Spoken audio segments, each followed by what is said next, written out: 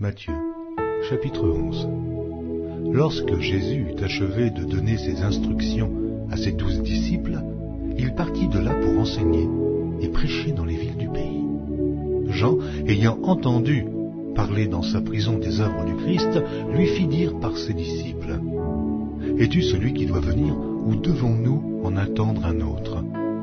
Jésus leur répondit: « Allez rapporter à Jean ce que vous entendez et ce que vous voyez.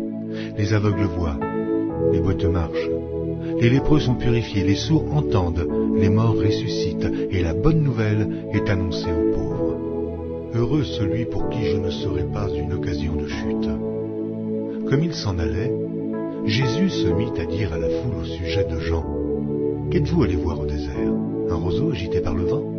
Mais qu'êtes-vous allé voir? Un homme vêtu d'habits précieux? Voici, ceux qui portent des habits précieux sont dans les maisons des rois. Qu'êtes-vous donc allé voir? Un prophète? Oui, vous dis-je, et plus qu'un prophète. Car c'est celui dont il est écrit: Voici, j'envoie mon messager devant ta face pour préparer ton chemin devant toi.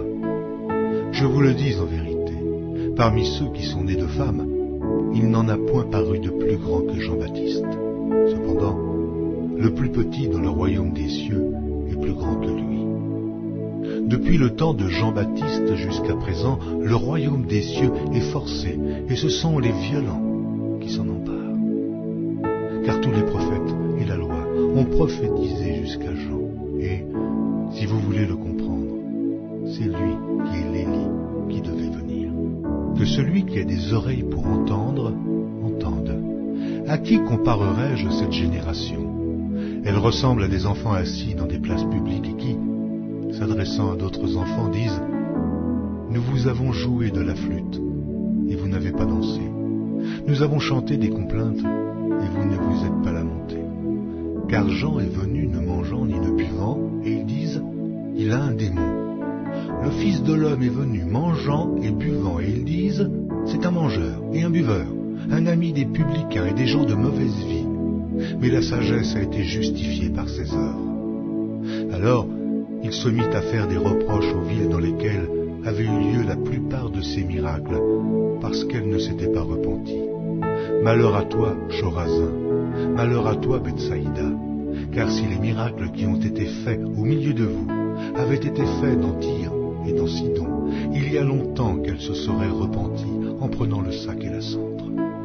C'est pourquoi je vous le dis, au jour du jugement, Tyr et Sidon seront traités moins rigoureusement que vous.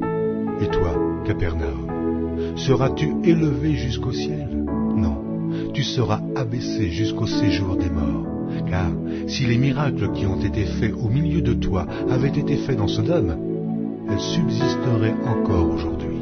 C'est pourquoi je vous le dis, au jour du jugement, le pays de Sodome sera traité moins rigoureusement que toi.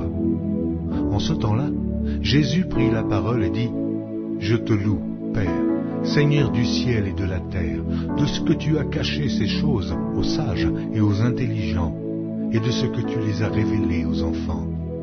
Oui, Père, je te loue de ce que tu l'as voulu ainsi. Toutes choses m'ont été données par mon Père, et personne ne connaît le Fils, si ce n'est le Père. Personne non plus ne connaît le Père, si ce n'est le Fils, et celui à qui le Fils veut le révéler. Venez à moi, vous tous qui êtes fatigués et chargés, et je vous donnerai du repos. Prenez mon joug sur vous, et recevez mes instructions, car je suis doux et humble de cœur, et vous trouverez du repos